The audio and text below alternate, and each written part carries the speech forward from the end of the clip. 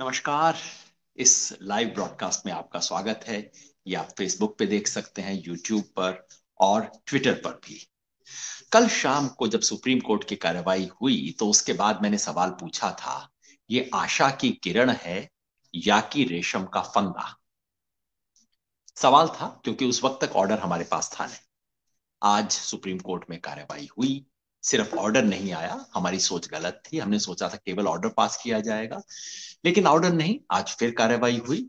और आखिर में कोर्ट ने मौखिक आदेश दिया और अभी कोई आध पौन घंटा पहले कोर्ट का रिटन आदेश भी आ गया। 11 पेज लंबा आदेश कोर्ट का आ गया जो मैंने पढ़ा। तो अब हम इसके ऊपर क्लियर चर्चा कर सकते हैं और स्पष्ट निष्कर्ष है कि जिसे आशा की किरण लोग मान के चल रहे थे, वो रेशम का फंदा निकला। कल कोर्ट ने कई अच्छी बातें कही। कोर्ट ने कहा, सरकार से कहा कि आप वार्ता में गंभीर नहीं हैं। कोर्ट ने कहा कि आप बिना किसानों से राय किए इतना बड़ा कानून कैसे लेके आ सकते हैं। कोर्ट ने कहा इस कानून को हमें रोकना पड़ेगा। कोर्ट ने किसानों की परिस्थिति पर चिंता व्यक्त की। किसान आत्महत्या कर रहे हैं, किसान शहीद हो रहे हैं, ठंड में हैं। इनके प्रति कोर्ट ने सहानुभूति दिखाई। किसान को लगा जैसे किसी ने मलहम लगाई हो उस पे। लेकिन आपको ध्यान है, कल शाम को मैंने कहा था कि बजट का कोई घोषणा हो तो वित्त मंत्री की स्पीच नहीं सुनिए, वित्त मंत्री की टेबल पढ़िए कि उसने कितना पैसा दिया है। सुंदर शब्दों पे न जाइए। और कोर्ट की बात को अगर समझना हो तो कोर्ट ने ओरल ऑब्जर्वेशन जो दिए हैं, मौखिक बात की है, उस पे मत जाइए। कोर्ट के ऑर्डर में क्या लिखा है उसे देखिए। और जब उसे देखा तो स्पष्ट है कि ये वो नहीं था जिसका जनता को इंतजार था, जिसका किसानों को इंतजार था। जो मीठी बातें थी वो सच्ची थी। मैं नहीं कहता कि कोर्ट कोई ड्रामा कर रहा था। मैं नहीं कहता कि कोर्ट जानबूझ के सिर्फ कोई कड़वी गोली को चाशनी में लपेट रहा था। मैं सिर्फ इतना कहता हूं कि इस कोर्ट के आदेश को अगर आप अपने पूर्णता में देखें, कंप्लीट ऑर्डर को देखें, तो इससे किसान को कुछ हासिल नहीं होता है। कुछ छोटी छोटी चीजें हासिल होती हैं जिसके बारे में मैं बात करूंगा। 11 पेज का आदेश क्या है उस पर आने से पहले आज कोर्ट की कार्यवाही में क्या कुछ हुआ इसका थोड़ा सा ब्यौरा। जैसे मैंने बताया, कल कोर्ट ने कार्यवाही शुरू होते ही कोर्ट ने अपना मन बना लिया था। कहा था कि हम इसको स्टे करेंगे और एक कमेटी बनाएंगे। कोर्ट पहले से मन बना के आया हुआ था। आज भी चर्चा उसी बातचीत पे हुई। लेकिन आपको दो चार बात याद दिला दूं, हमें याद रखना चाहिए। नंबर एक, कोई भी किसान संगठन जो कि इस आंदोलन में जुड़ा हुआ है वो कोर्ट के सामने नहीं गया था। कौन गया था? कुछ एक अनजान से वकील साहब गए थे, कोर्ट के सामने जाके कह रहे थे इन किसानों को उठा दिया जाए। वहां से सारा कोर्ट का मामला शुरू हुआ। ना सरकार गई, ना किसान गए। हाँ, जिन वकील साहब ने उठाया उनके पीछे जब हरीश साल्वे जैसे वकील खड़े हो गए तो लोगों को लगा, माथा ठनका कि अरे हरीश साल्वे इतनी पिटीशन के ऊपर खड़े हैं, मतलब कहीं ना कहीं सरकार का हाथ है। खैर, कोर्ट के सामने ना तो किसानों ने कोई पिटीशन डाली, ना ही कोर्ट के सामने किसी भी पिटीशन के अंदर ये कहा गया कि वार्ता सफल नहीं हो रही है, आप इसमें आइए ना, आप कुछ कीजिए ना। किसी ने नहीं कहा। दो तरह की पिटीशन थी। एक पिटीशन कोर्ट के सामने ये थी जो कह रही थी कि किसान यहाँ पे खड़े हैं, जनता को तकलीफ है, कृपया किसानों को उठाइए। दूसरी पिटीशन ये थी जो कहती थी कि ये कानून जो है वो गलत है, असंवैधानिक है, इन कानूनों को खारिज कीजिए। जहां तक दूसरी पिटीशन का सवाल है, कोर्ट ने कहा, और उसके बाद में कुछ पिटीशन ये भी आ गई कि ये कानून बहुत अच्छे हैं। अब अच्छे वाले को पिटीशन देने की क्या जरूरत है, मुझे समझ नहीं आया। खैर, वो उसके अंदर इंप्लीड हुए, वो उसके अंदर शामिल हुए। कोर्ट ने, जहां तक संवैधानिकता का सवाल था, कोर्ट ने उसके बारे में कोई जजमेंट नहीं दिया है।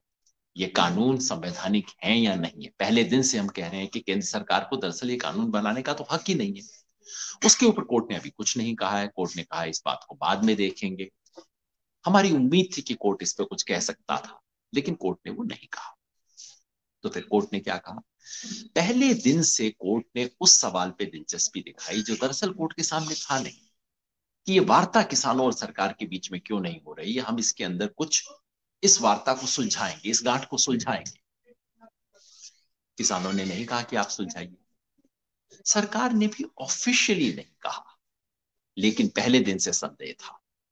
जब हरीश साल्वे खड़े हुए तो लगा कि मामला गड़बड़ है। फिर उसके बाद वार्ता के 8वें राउंड में जब सरकार ने खुद कहा कि अब मामला कोर्ट सुलझेगा, अरे आप वार्ता कर रहे हो, वार्ता की अगली तारीख दे रहे हो 15 तारीख की, और कह रहे हो कि मामला कोर्ट में सुलझेगा। तो बहुत लोगों के मन में शक हुआ, और शक ये था कि सरकार जो काम विज्ञान भवन में नहीं कर पा रही, कहीं सरकार ये उम्मीद तो नहीं कर रही कि वो मामला सुप्रीम कोर्ट कर देगा। अब सरकार सुप्रीम कोर्ट पे दबाव डाल सकती है, नहीं डाल सकती, इसके बारे में मैं कोई टिप्पणी नहीं करूंगा। लेकिन बहुत लोगों के मन में सवाल उठा कि भाई मंत्री जी क्यों कह रहे हैं कि मामला सुप्रीम कोर्ट सुलझाएगा? जो सवाल सुप्रीम कोर्ट के सामने है ही नहीं, सुप्रीम कोर्ट उसे कैसे सुलझाएगा? मंत्री जी को कैसे पता कि सुप्रीम कोर्ट इसके अंदर आएगा? क्योंकि सरकार की मंशा साफ थी पहले दिन से। सरकार क्या चाहती है, जिसे हिंदी में कहते हैं सांप भी मर जाए और लाठी भी ना टूटे। सांप मर जाए मतलब ये किसान जो बैठे हुए हैं सड़क पे, रोज रोज खबर आ रही है, टीवी पे न्यूज आ रही है, फोटो आ रहे हैं जो बड़े दारुण हैं, कहीं ये झंझट खत्म हो जाए, ये सरदर्दी खत्म हो जाए। सरकार चाहती है किसी तरह से किसान उठे, समस्या का समाधान वो नहीं चाहती, किसान उठ जाए, सरदर्दी खत्म हो जाए, आंदोलन समाप्त हो जाए, सरकार चाहती है। और लाठी भी ना टूटे मतलब कि ये 3 कानून वापस भी ना लेने पड़े। आखिर प्रधानमंत्री जी की इज्जत का मामला है भाई, कैसे वापस लिया जा सकता है? तो बहुत लोगों को लगा कि एक सांप भी मर जाए और लाठी भी ना टूटे, ये काम विज्ञान भवन में तो हो नहीं पा रहा, कहीं सुप्रीम कोर्ट में तो ऐसा नहीं होगा, कहीं सुप्रीम कोर्ट के किए का ऐसा असर तो नहीं होगा। ये सवाल लोगों के मन में थे, लेकिन फिर भी बहुत लोग बड़ी उम्मीद से सुप्रीम कोर्ट की हियरिंग को देख रहे थे। कल की हियरिंग से आशा बंधी, क्यों सुप्रीम कोर्ट ने काफी अच्छी बातें कही। आज की हियरिंग में भी सुप्रीम कोर्ट ने किसानों के आंदोलन के प्रति नरमी का रुख दिखाया। 2-3 चीजें हुई जिससे मैं थोड़ा हैरानी हुई। पहला, कोर्ट कुछ ढूंढ रहे थे कि कोई तो हो जो कि कोर्ट के इस ऑफर को एक्सेप्ट करे। अब कोर्ट तो चाहता था कि किसान संगठन इसको एक्सेप्ट करें, लेकिन आज कोर्ट के सामने किसान संगठनों का एक भी वकील अपीयर ही नहीं हुआ। मैंने कल आपको बताया था कि 400 से ज्यादा जो किसान संगठन हैं, उनमें से सिर्फ 8 संगठनों को कोर्ट ने अपने सामने बुलाया था। वो खुद कोर्ट के सामने नहीं गए थे, कोर्ट ने आदेश दिया था कि आप हमारे सामने आइए, इम्प्लीड किया था उनको। उन 8 संगठनों की तरफ से कल दुष्यंत दवे, प्रशांत भूषण, एच.एस. फुल्का और पॉलिन गोंसाल्विस हाजिर हुए थे। उन्होंने बताया था कि उन्हें इस मध्यस्थता में कोई रुचि नहीं। उन्होंने जहां तक लॉ एंड ऑर्डर की बात थी वो स्पष्ट कर दी थी, और सुप्रीम कोर्ट ने भी लगभग स्पष्ट कर दिया था कि वो किसानों को उठाने का, यहां से भगाने का कोई ऑर्डर देने वाली नहीं। और किसान संगठनों ने स्पष्ट कर दिया था कि मध्यस्थता में कमेटी के मामले में उनकी कोई दिलचस्पी नहीं। ये बात हमारे वकीलों ने स्पष्ट कर दी थी। इसलिए आज किसान, उन 8 किसान संगठनों की तरफ से कोई प्रतिनिधि था ही नहीं, कोई वकील नहीं था। कोर्ट ने 1-2 बार पूछा भी, दुष्यंत दवे कहाँ है, प्रशांत भूषण कहाँ है, वो तो थे ही। यानी कि किसान कोर्ट में नहीं था। किसानों के नाम पे कौन थे? कोर्ट ढूंढ रहा था कि कोई संगठन ऐसा मिल जाए जो आके कह दे हाँ जी हमें मध्यस्थता मंजूर है, हाँ जी हम इस कमेटी से बात कर लेंगे, हाँ जी हम उठ जाएंगे। क्योंकि कल याद है कोर्ट ने यह भी कहा था कि बुजुर्ग, महिलाएं और बच्चों को रखा गया है। रखा गया है मतलब अंग्रेजी में केप्ट, मतलब जैसे उनकी इच्छा के विरुद्ध रखा गया हो। बच्चों और बूढ़ों को इच्छा के विरुद्ध कौन रखेगा? और दूसरा, ये मानना कि अगर औरत किसान आंदोलन में है तो वो बेचारी हैं जिनको जाना चाहिए। इस देश में खेती का 70% काम औरत करती है, और किसान आंदोलन में वो औरत शामिल नहीं हो सकती। वो औरत अपनी इच्छा से अपने हक की लड़ाई में शामिल नहीं हो सकती। मुझे बहुत हैरानी हुई कि ये बिल्कुल 200-300 साल पुरानी किस्म की बातें सुप्रीम कोर्ट के से आई कि बस औरतें हैं, औरतों को जाना चाहिए, और आज कोर्ट ढूंढ रहा था कि कोई मिल जाए जो ये बात कहे।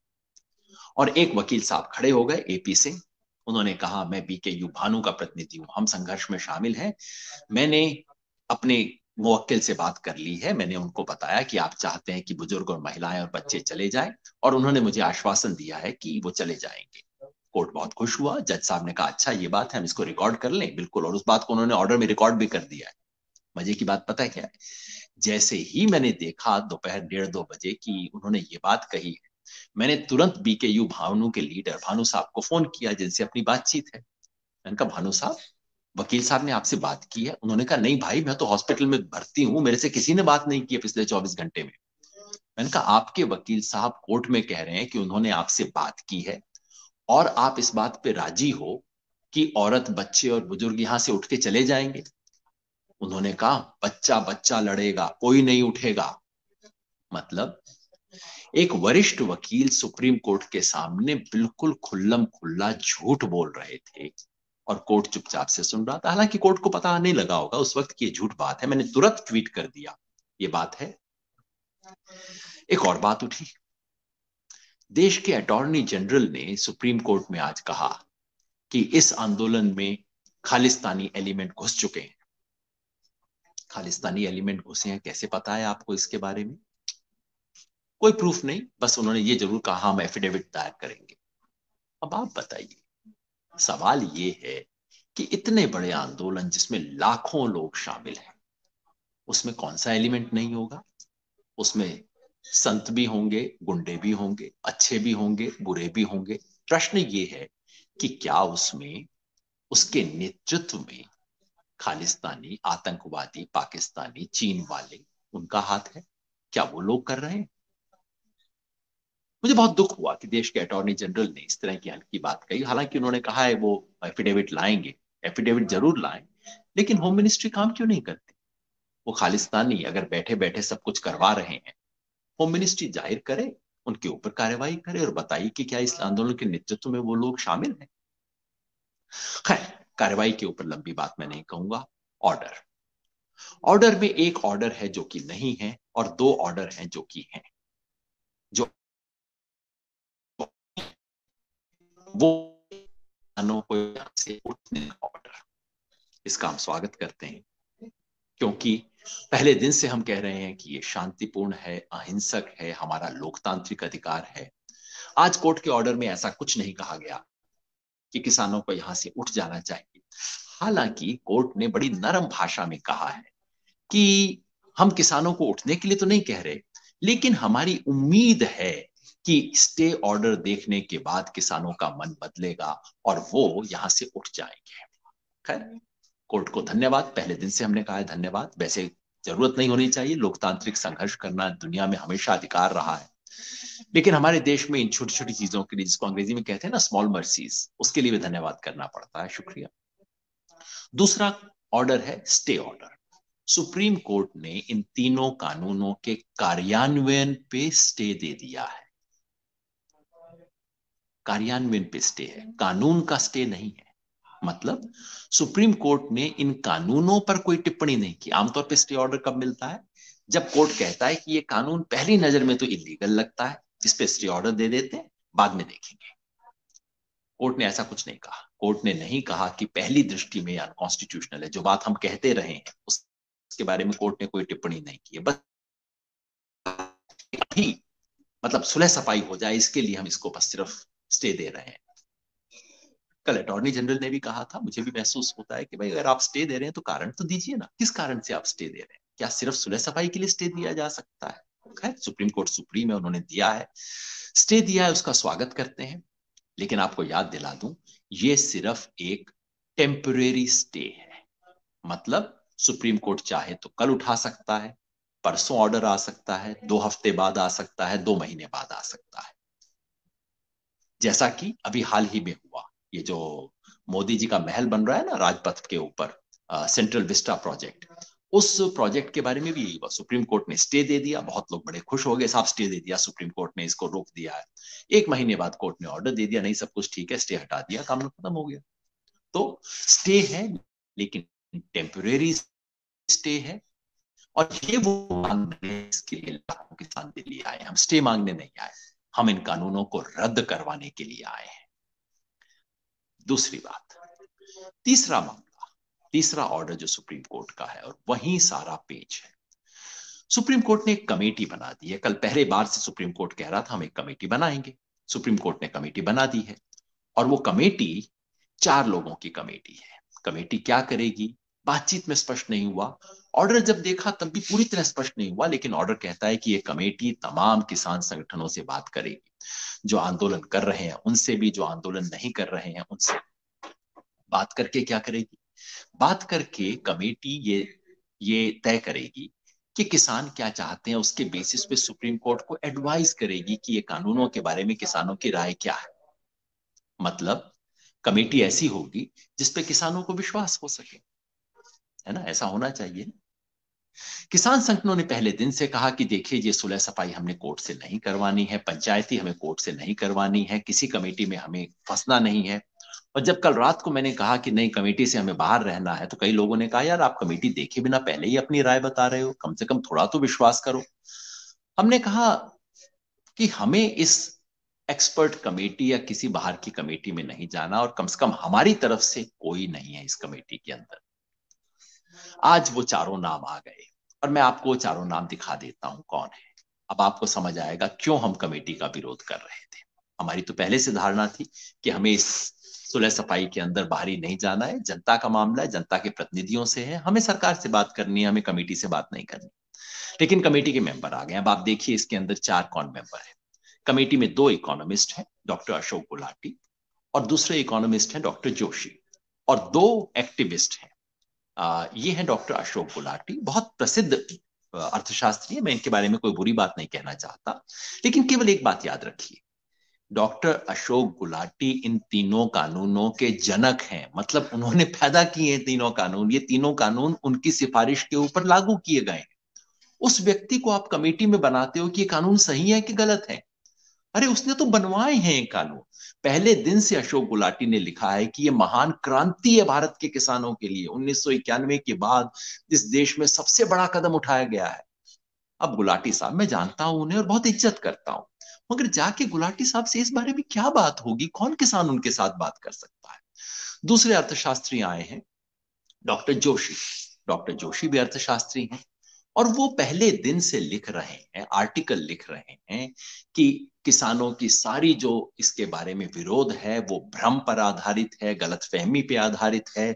और वो कहते हैं कि ये जो जितना पॉजिटिव चीज ये हुई है, ये विन विन सिचुएशन है, कॉन्ट्रैक्ट फार्मिंग होनी ही चाहिए, बाकायदा लिख रहे हैं।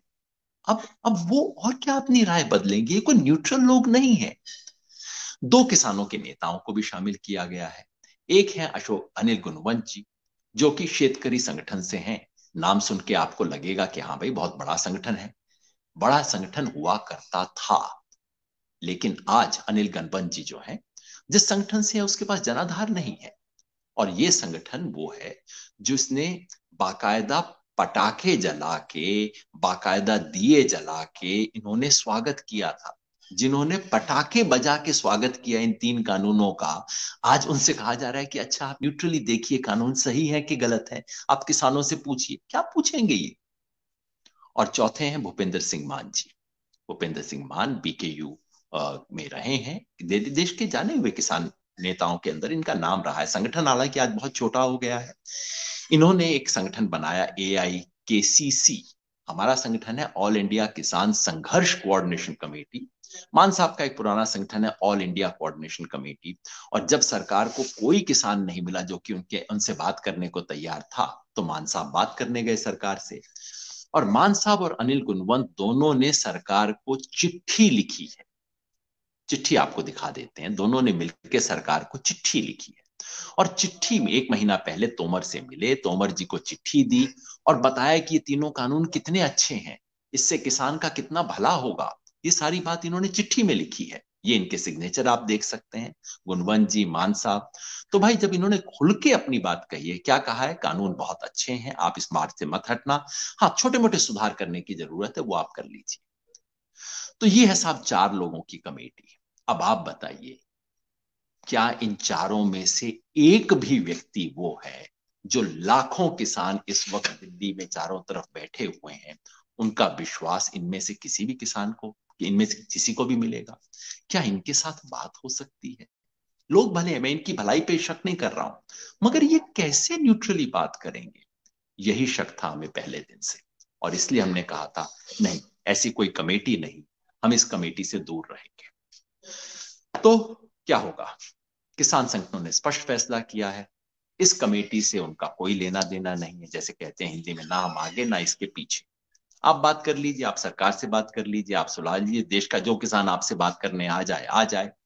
लेकिन ये जो 400 से ज्यादा संगठन संयुक्त किसान मोर्चा के नाम पे संघर्ष कर रहे हैं, उनमें से तो एक भी आपसे बात करने वाला नहीं है, क्योंकि बात करने की स्थिति नहीं। क्या बात करेंगे हम आपसे? मतलब संघर्ष जारी रहेगा। किसान को सड़क से संघर्ष में हासिल हुआ है, किसान का संघर्ष जारी रहेगा। पिछले 2 दिन से मैं हरियाणा के नाका नाका में जा रहा हूं, इस वक्त रोहतक में बैठा हुआ हूं, नाकों में गया हूं, इतना माहौल है इस वक्त। हरियाणा लगभग पंजाब की बराबरी कर रहा है। सब लोग तैयारी कर रहे हैं 26 तारीख की। जो कुछ कार्यक्रम हमने घोषित किए हैं, कार्यक्रम बदस्तूर जारी रहेंगे। किसी कार्यक्रम में कोई बदलाव नहीं है, आप ऐसी किसी गलतफहमी में मत आइए। 13 तारीख को कल लोहड़ी है, हमें तीनों कानूनों की प्रति को जलाना है। 18 तारीख को महिला किसान दिवस है। 20 तारीख को गुरु गोविंद सिंह को याद करते हुए संकल्प लेना है। 23 तारीख को नेताजी सुभाष चंद्र बोस को याद करते हुए हमें राजभवनों का घेराव करना है, और उसके बाद दिल्ली कूच करना है।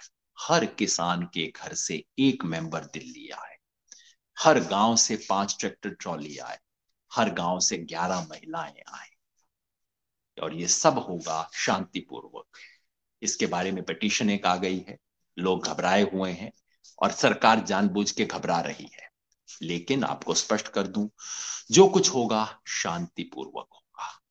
गणतंत्र दिवस किसी एक सरकार या किसी एक पार्टी का दिवस नहीं है, ये देश की जनता का दिवस है। गणतंत्र की शान में बट्टा नहीं लगेगा, तिरंगे को 1 इंच नीचा नहीं होने देगा किसान। जवान अगर उठाता है तिरंगा, तो किसान भी तिरंगा उठाएगा, तिरंगे की शान को ऊंचा करेगा किसान। संघर्ष जारी रहेगा, हम लड़ेंगे और जीतेंगे। बहुत बहुत शुक्रिया।